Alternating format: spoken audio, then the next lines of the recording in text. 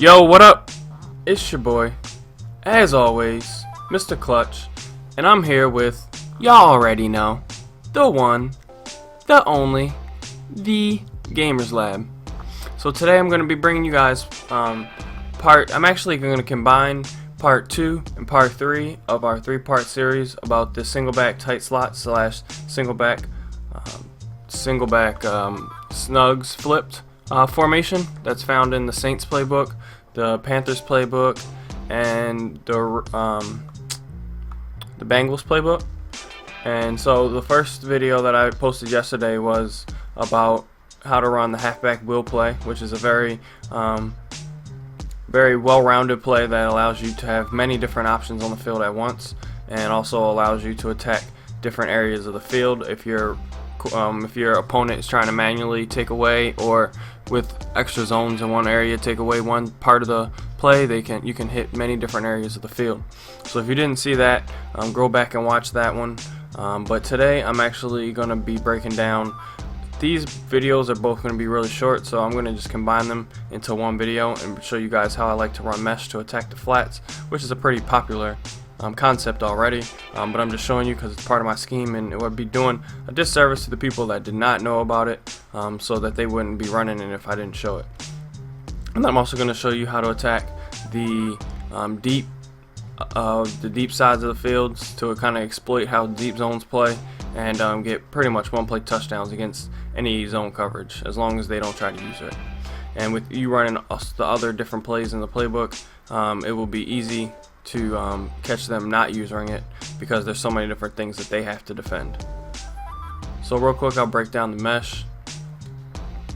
And mesh is, like I said, it's a pretty simple concept. All you're really trying to do with that play is either attack the flats, or you can set up the street corner flat concept, but I already broke that down in the other video, so if you want to watch that, you can pretty much see the setup. I'll go over it real quick, but that one's, like I said, is pretty simple. All you would do really is streak your inside guy so that he takes the deep blues, and then you would you can leave the other guy on a drag and block your running back, or put Adams on the left on some other type of route that doesn't cut across the middle of the field, and then leave Lacey on the flat. But other than that, the only thing I really like to do to attack the flats is block my running back so that he doesn't drag anybody to the flats. And then the reason why this is effective is because stock fades, which is what Jones is on the left, as well as corner routes, which is what Cobb is on the right, both drag flat zones back. So it'll have the guys that are on the drags underneath getting open really easy. So as you can see here, I have my running back blocked. I actually called man in this situation, but we'll go ahead and run it.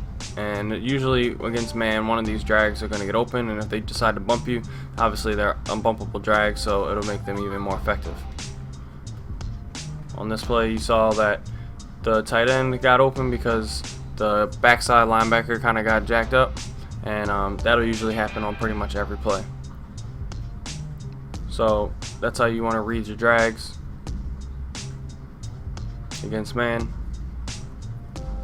Let me show you here, and we'll just run a standard cover 3. So again, just block your running back, and you can leave the other two plays stock, and you want to kind of wait for them to develop. And then as you can see, you can hit Cobb underneath, maybe make a move and cut back upfield.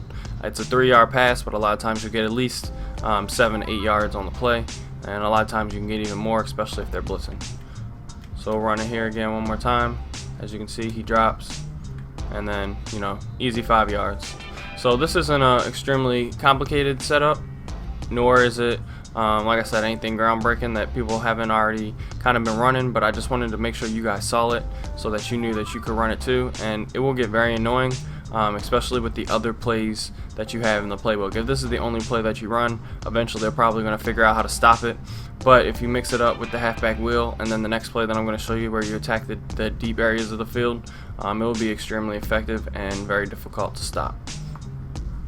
So with that being said, let me go in and show you guys the deep post play.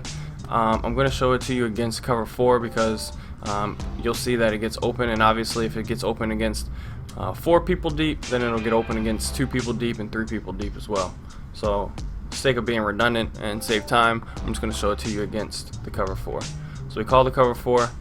So the setup is pretty simple, but you want to max protect. You have to streak Adams.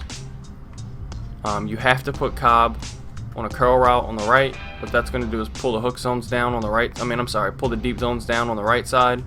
And then you don't want Rodgers going on anything deep.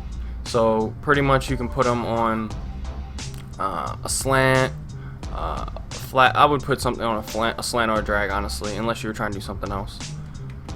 Also, this kind of will distract the users that are trying to play with the linebackers. They see a slant to the tight end, they usually always follow it. By the time they realize that you're trying to beat them over top, it'll be too late. So the other thing is, I like to slide right, but you don't have to. But I like to try to roll out a little bit. If they're only sending 3 people, then it's really easy to roll out, because a lot of times one of the linemen on the outside will get double teamed and you can roll out on that side. If they are sending more people, either 4 or more, and I didn't talk about this before, but all you have to do is, you can block Rodgers if you want. All you have to do is motion them towards the line, either one of these guys, and after they take a step or two, just snap it and they'll actually block. So if somebody's sending an unslottable, unblockable blitz at you, and you want to exploit them deep, then all you have to do is slide him over, or not even exploit him deep, but just to provide extra coverage and protection for yourself. Just slide one of the linemen and they'll give you a little. Slide one of the wide receivers or the tight end and they'll give you some extra blocking. So we won't do that for this play, but just know that is an option. So this is the setup here.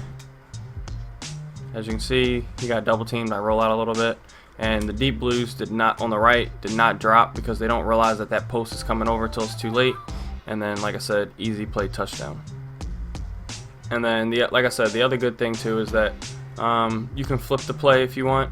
It is not hash specific, so you can run it from either hash to either side of the field, and this concept will get open. And if there's other plays and other formations where you have this route with the deep post where he goes out and then cuts back in, you can use this concept as well. Just make sure you have the wide receiver on the opposite side of the field on a curl route. So we'll go ahead and do the setup here, and I'll show you that you can also run it to the opposite side of the field. And the good thing is, because of how open they get, it's better if they have speed and route running, but you don't even need a great receiver in order for this to get open. They're going to get open no matter what, and 9 times out of 10 they're going to score a touchdown. So anyway, so I understand that play it doesn't have a lot of reads on the field, but you're going to be running that pretty much primarily just to make them think about it, make them have to use the deep side of the field, and honestly they won't even know which one to use her, because you can run it to either side. So, but it's something to make them think, and then if they're running a lot of coverage defense, you can make them pay. So it's like I was saying before, it's a high risk, high reward kind of play. So pretty much that's all I got for you guys. That's my little mini scheme out of the tight slots. I've been running it with a lot of effectiveness here lately, and it's one of the things that I'm really liking. So I'm going over the Saints playbook right now. That's my primary playbook, and there's some good stuff in that playbook. So anyway, I hope you guys like the scheme. If you have any questions, comments, as always, leave them in the comment section below. Like the video and subscribe to the channel. Other than that, appreciate you guys for checking out the video. You know what time it is. It's Mr. Clutch. I'm out.